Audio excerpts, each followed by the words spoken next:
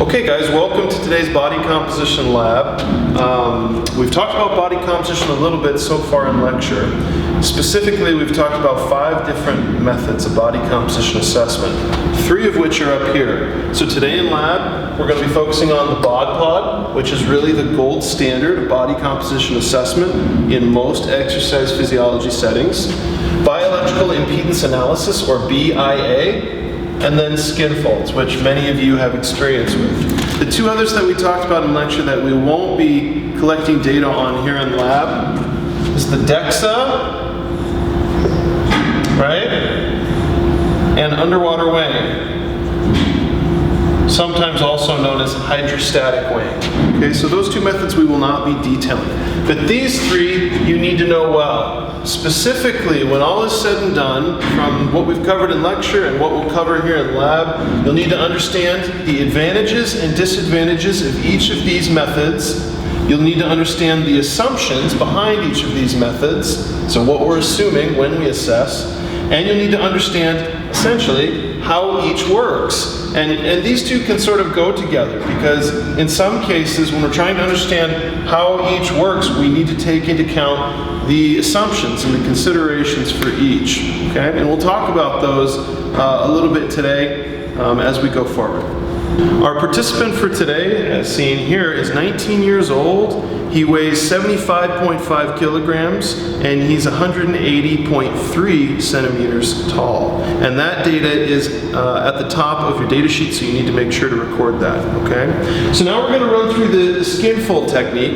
Skinfolds are great because they're inexpensive and they're portable, which is really fantastic. The difficulty with Skinfolds is that it requires a lot of training, quite a bit in fact, just to see the procedure and understand the procedure, and even more to feel very, very comfortable with the procedure.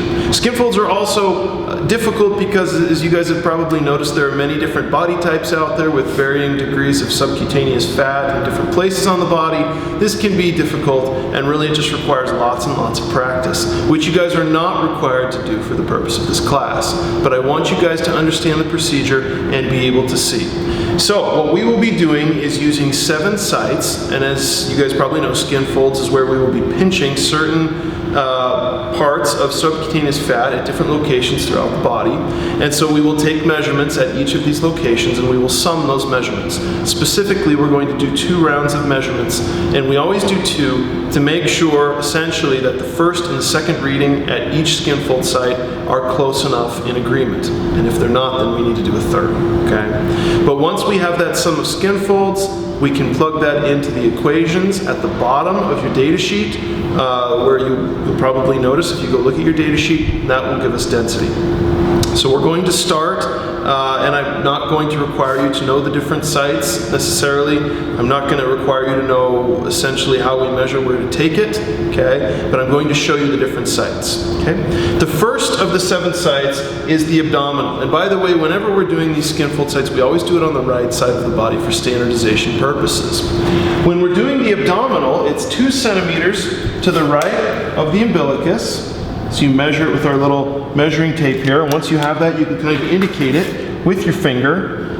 And when you go down to take your Skinfold, you want to reach as far down as you can until you hit muscle.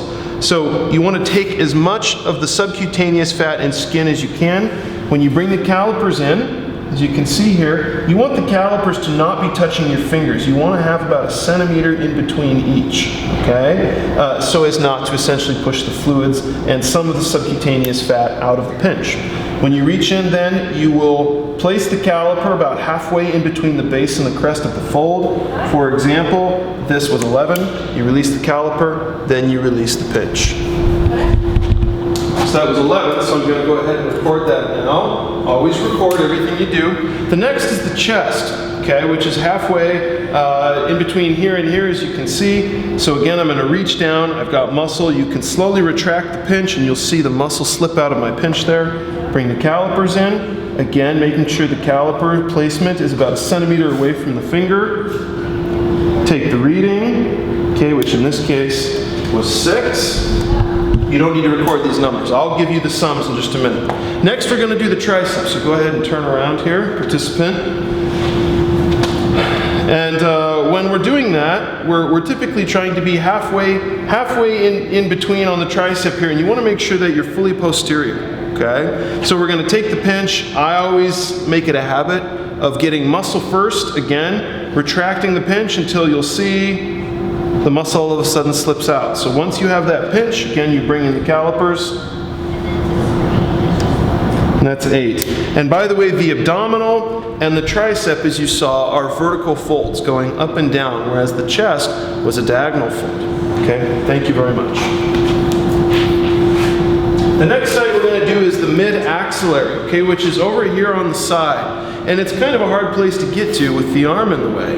And so when you're doing this, you want to make sure to ask the participant to take their right arm and rest it very lightly on their left shoulder, okay? And not so much that they're stretching the skin or anything of that nature, just very lightly. And it's at the level, here of the chest. So what we do is we're going to draw that over, and then it's at the mid-axillary line, okay? Not the anterior axillary line or the posterior, but sort of at the mid-axillary line here. And it's another vertical fold. So reach down and get muscle, and then let that muscle slip out, and what's remaining is your skin fold.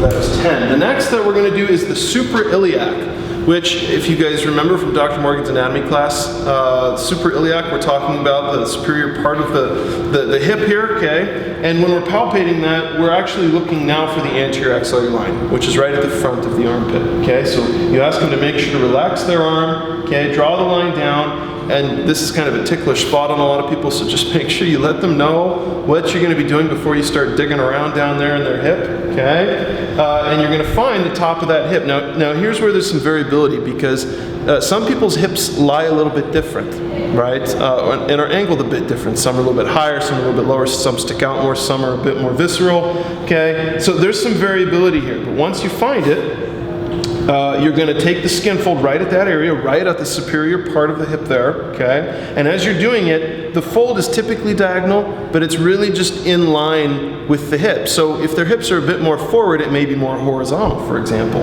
In this case, he's pretty diagonal. Again, you bring the caliper in, about 1 centimeter in between the caliper placement and the fingers, and you take your reading. Our 6th skin fold is actually my very favorite skin fold. Go ahead and turn around, Mr. Participant. This is the subscapular, by far my favorite skin fold.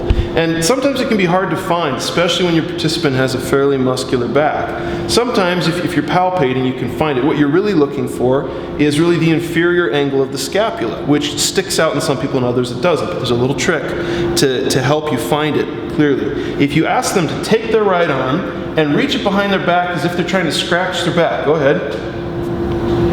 See how it sticks out right there? There's that inferior angle. Now it's going to slip back when he relaxes his arm. So find it with your thumb, then ask them to relax their arm, okay? And you've got that inferior angle. You know exactly where it is. In this case, the skin fold is about 2 centimeters below that inferior angle. So if my thumb is right below the inferior angle, we know that, well, thumb's about 2 centimeters wide. And there's the fold. And it is a diagonal fold, okay? Reach down to the muscle, make sure the muscle's not in the pinch. You come in, you place the calipers, you take your reading, and we're done with that. The last reading is the thigh. Okay, now the thigh can be difficult to get to. It's typically sort of midway in between the patella and the point at which, when we raise our leg up, where we see some division there. So go ahead and raise your leg up for me, okay? And we're going for about halfway in between. Good. Now go ahead and lower your leg. You kind of mark that with your finger, okay? And the one thing you're going to want to ask them to do when you're doing a thigh skin fold is to place their right foot on their left. So just the heel of their right foot on their left. So go ahead and do that. Because when we stand, we don't think about this, but when we stand, we're actually flexing that muscle. And it makes it... You having a hard time standing there? I'm not good at balancing. You're not good at balancing. Okay. It actually there's a lot of flexion going on in the muscle, so it makes it really difficult to get a good skin fold. But if you ask them to put their right heel on their left foot, that completely relaxes the quadriceps and allows you to get that skin fold. So you mark that area, ask them to pull up their compression shorts if need be. Okay. This one can be really difficult because legs are often very muscular. So you want to make sure that you get really deep and get part of that muscle. slowly retract the pinch, and you'll see it slip out. Okay, see that? So the muscle slipped out, and what remains is the subcutaneous fat. Reach in, take your Skinfold, release the Skinfold, and then release the pinch. If you release the pinch before the Skinfold, it's going to hurt, right? So what you just observed was round 1 measurements. We also did a second round, and as you can see, the measurements are fairly similar. That's good. It means that we're in agreement, and typically it means that you're fairly well trained, obviously. So what we do in this case is we take the average, which you guys will not need to do for the exam or anything of that nature, and then what we did is we summed the average of these 2 rounds. And the sum of Skinfolds, as you can see here, is 74.5. So that will be very, very important, that number, because you're going to put that in your sum of Skinfold equations at the bottom of your data sheet to give you the density for Skinfolds, okay, which will go into your table. Bioelectrical impedance analysis is another method of body composition assessment. Some people consider these to be random number generators. I wouldn't go that far, but it's certainly not my top choice, even compared to Skinfolds. Now, BIA devices come in a very wide range of appearances and even methods. But the whole principle behind bioelectrical impedance analysis is that a small current is passed through the body, is conducted through the body, and the extent to which that current is impeded dictates essentially how much fat an individual has.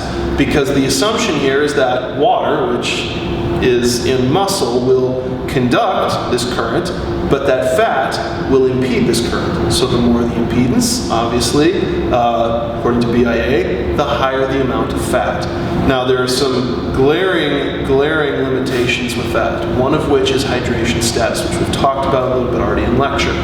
As I mentioned, BIA comes in many different forms. If you go to a gym or to a training center or something, they may have these little handheld ones, and they may even try to convince you that they are highly accurate. As we talked about in lecture, I'd be very careful of that. Even the most expensive BIA devices, such as this here, which is over $1,000, believe it or not, has some severe limitations, what with hydrational status. So again, I'd be very careful. The nice thing about BIA is there's no more easy method of body composition assessment. Literally within seconds, you can have a percent fat value.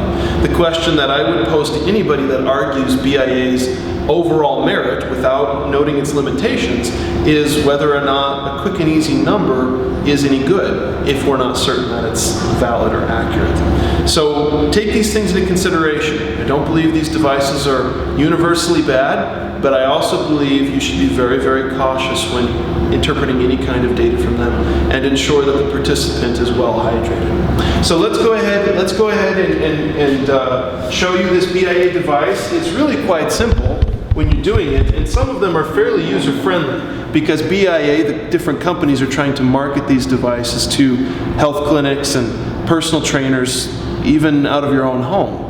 And so they're about as user-friendly as it gets. Now, what I was trained on when I was younger, the original BIA devices looked like jumper cables. They didn't look anything like this. And they would kind of attach these jumper cables to you via some stick-on electrodes.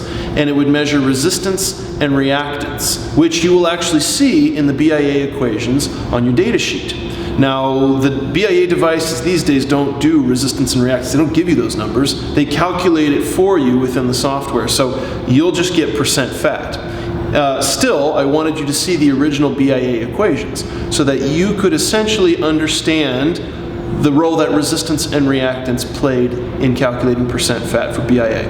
Notice with BIA that body density does not feature into the equations. Unlike Skinfolds and BodPod, body density with BIA is not important at all. Okay, so when we're doing this particular device, and you guys obviously do not know how to do this, we'll turn it on, obviously. The first thing it's going to ask for, essentially, is how much weight for an individual's clothing. Our participant is in skin-tight compression clothing, so we're going to lower this down to 0.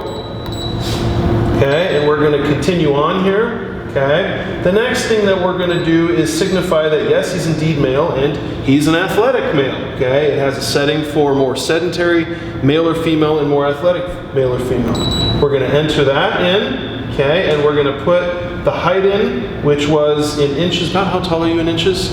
5 go to 71. What's that? 71 inches, okay. So we're going to raise that up to about 5'11". As you can see, this is meant to be extremely user-friendly to the point where you question some of the assumptions the device makes. Okay, and then we're going to ask the participant to step on, obviously, bare feet so we can have good conduction. Yep. And all of a sudden, boom, up comes the percent fat, 8.5%. Go ahead and step off. So with respect to BIA, it's really that simple. And it's almost too good to be true, right? I'm not saying again that BIA is a complete waste of time, because I don't think it is. It can be very useful, but I think we need to be very, very careful of anything in our field where it's just like that. You get a very complicated variable very quickly, okay? Regardless, our participants' percent fat from BIA was 8.5. No density needed in this calculation. As we talked about in lecture, the bod pod is really the gold standard for body composition assessment. You can make an argument for DEXA, which certainly has its advantages, but as far as the most valid and most practical devices, the bod pod really is the top of the top. It used to be hydrostatic and underwater weighing, but because the bod pod is so much more feasible and really sort of uses some of the same assumptions and some of the same principles, we just do this. It's so much easier for the participant. There's a lot less cleanup. It's not uncomfortable at all. So it's really the premier choice. Now we've already calibrated the bod pod. Because it's such an expensive instrument, it really goes for quite a bit of money. And anytime you're using an instrument of this magnitude, it requires a fairly extensive calibration process. And if anything is out of whack with that calibration, we will not get a valid reading. So we've already done the calibration, we're ready to go.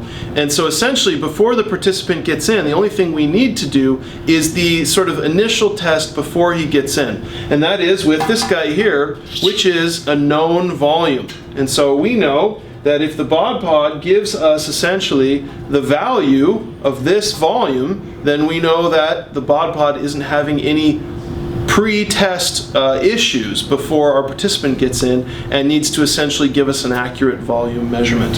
So essentially it's fairly easy. I'm going to put in the participant's information first. Before we can get our participant in the bod pod, we need to run through these there's pre-assessments, as I mentioned, and it's pretty user-friendly. It didn't used to be that way, but software has gotten better and better. So the first thing it's asking us to do is to open the bod pod, and then close the bod pod, and make sure to spell out every single step, okay? You need to open and close very carefully because the seal around it is very, very important. And then it's going to go through sort of a pre-calibration process. This isn't the big calibration I was just talking about. This is just a mini one we do before every single test. So first it wants to do a sort of a calibration assessment before we put in our known volume. And then after that we can put our participant in. Fairly simple, fairly basic. So we'll wait for this calibration process to get done. And by the way, when the participant's actually in the bod pod, they can't hear much. They can hear a little bit, but they can't really hear much because in there some of the sounds are amplified, some of the air rushing in and out, some pops here and there as the seal shuts, for example. And they might feel some pressure on their ears as if maybe taking off on an airplane. That can be a bit worrisome to a participant unless you tell them beforehand. Once you tell them, it's really not an issue, but if you don't, they'll be concerned. Okay? So now it's asking us to do this secondary mini calibration by putting in our known volume. We'll close the door and start that measurement. And while that's happening, we just need to make sure that our participant isn't wearing any kind of jewelry or anything to that nature which could potentially influence the volume measurement or the pressure measurement. Okay, no glasses, no socks, minimal clothing. Okay, so compression gear. Once we do that, we can actually get mass. This is very, very important. We have a highly accurate scale down here. Okay, we're going to click to tear the scale. And then we can ask the subject to come on over and have step on the scale. And once we do that, we just need to make it clear that they need to hold as still as possible. We're going to measure it. Now, Mr. Participant, when you are done, when I ask you to step back, don't turn around, just take one step back and off, okay? Okay, now you can take a step off the scale.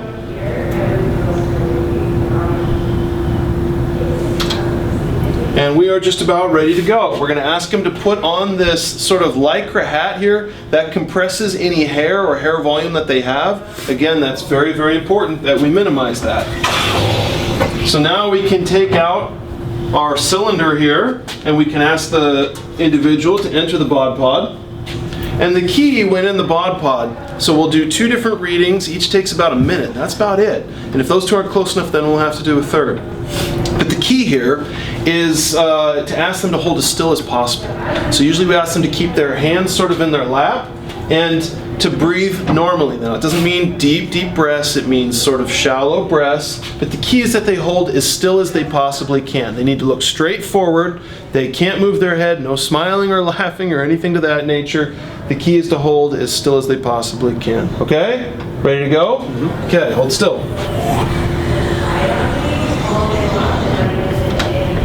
And as I mentioned, there will be 2 separate tests.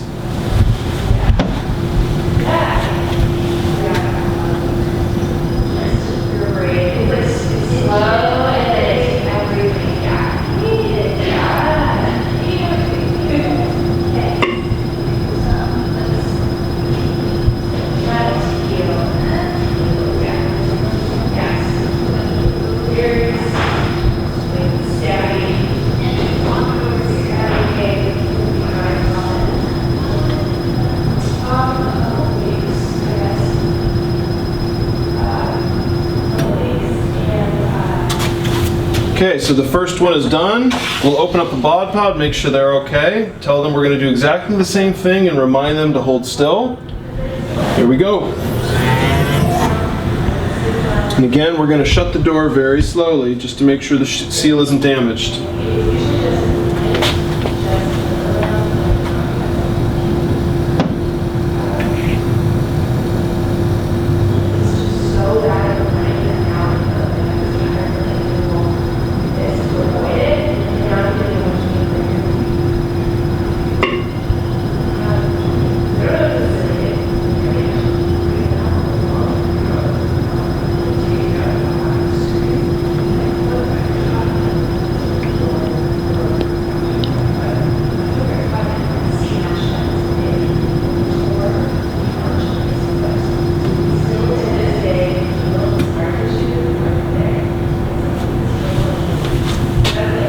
Okay, we are done with the test, and it appears that the results are close enough between the 2 tests, so good sir, you are finished.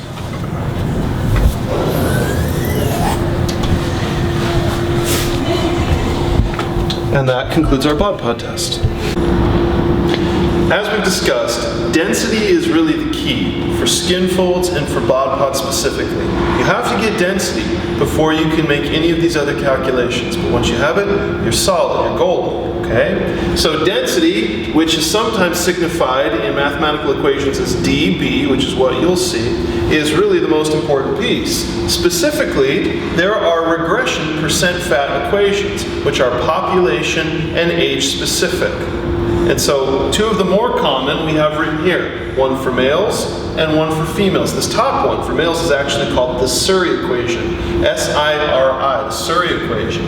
And as you can see, it's very simple. 4.95 divided by density minus 4.5. So let's just say that someone's density, I know we've already collected data on our participant, but let's just say, hypothetically, someone's density was 1.05. Very simply, what we do here is replace we just insert this number, 1.05, and that will essentially give us the value for percent fat. Let me check here, it's on my calculator, 0.214. Or if we're talking a percentage, percent fat, we're talking 21.4% fat.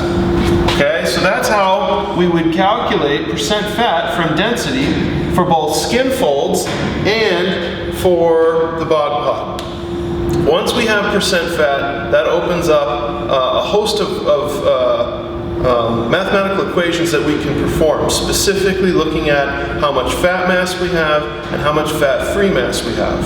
Now, as we've indicated already, by this point, we should have an individual's total mass, or weight, okay? So if we have the total mass, and we have the percent fat, we can figure out how much fat mass and how much fat-free mass an individual has.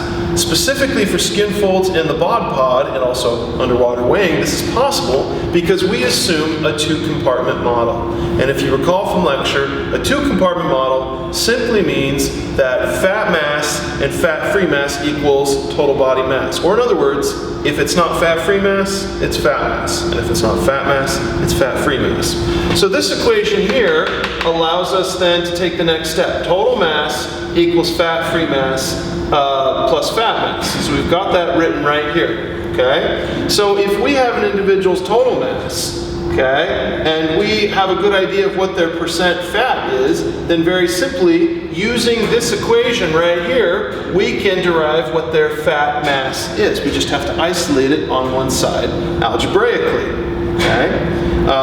And then to do that, if we were to discover what someone's fat mass is, we can plug that in this equation here and get their fat-free mass. Because if we know their total mass, or their weight, and now we know their fat mass, just through algebra here, we can figure out what someone's fat-free mass is.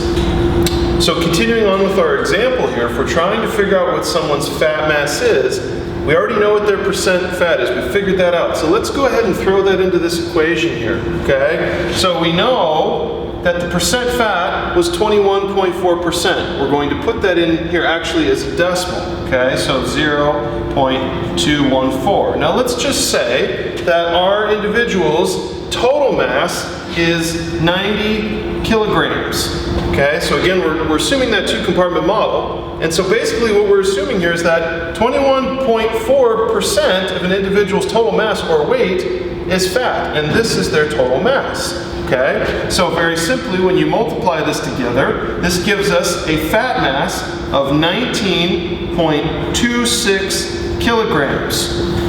That's our fat mass. So now, if we continue up here to this equation, very simply, we know that the total mass, again, is 90 kilograms, and we know that the fat mass is 19.26 kilograms. Well, then it's very, very easy to figure out what the fat-free mass is. Very simply, we would just subtract 19.26 kilograms from 90 kilograms, and that's going to give us our fat-free mass. Okay, so this table here on the board is essentially the table that's on your lab assignment and that you need to complete. So I would advise you to have a look at your lab sheet now. When completing this data sheet, you need a few points of data. And as I mentioned, for both the bod pod and for skin folds, you need to start with density. That's the key. Because if you have density, then you can get percent fat, and then you can get fat mass and fat-free mass, okay? The density as measured by the bod pod that we just did on our participant was 1.084. That's 1.084. The density for skin folds, I'm going to have you guys calculate based on the equations that I just showed you that are on the bottom of your lab sheet on the very front page. Bear in mind for that, there are skinfold equations for both men and for women, and since our participant was male, you'll want to use the skinfold equations for men. Notice the outcome variable for that equation is dB, or density. So you plug the sum of skinfolds into that equation to get density, and once you have density, which may and probably will be a little bit different than the bod pod's density, you'll use the same formulas that we just showed to calculate percent fat, then fat mass, and then fat-free mass. But the key is really getting density for each. Now please bear in mind, when you're calculating density for skin folds, those skin fold equations have a lot of zeros in them. They're very, very specific. And if you miss a zero, or you put the decimal in the wrong place, or you don't obey the order of operations, you're going to get a pretty strange number for density. But just as a general rule, density almost always will be at a range of 1.0 to 1.1, somewhere in there. And if you're getting something drastically different than that, you've done something wrong in the calculation. So you have bod pod's density, you're going to get skin fold's density, and then you'll use the same population-specific percent fat equations to get percent fat and then go from there. Now, BIA is a little bit different, and as we just showed you on the sheet, we have BIA equations there. And I mentioned to you that in the past, BIA was a lot different than what it is now. Now, you just step on a scale and in a matter of seconds, up pops percent fat. And so, although the BIA equations are here on the sheet, you will not be using them because we're not giving you resistance and reactance. So what you'll do simply is put in the percent fat value that we just showed and that we just found using the BIA device, which you guys should now have. And once you have percent fat, as we talked about previously, it's very easy to calculate fat mass and fat-free mass because you have your participant's weight or total body mass. This concludes today's body composition lab. I hope you've enjoyed it, and now hopefully you can answer those questions on those 3 things that I asked you to know at the very beginning of our lab today. You have the data, so you should be able to complete questions 1 through 8 on your lab. We will likely be doing this in class unless I instruct otherwise, but thank you for viewing the lab today.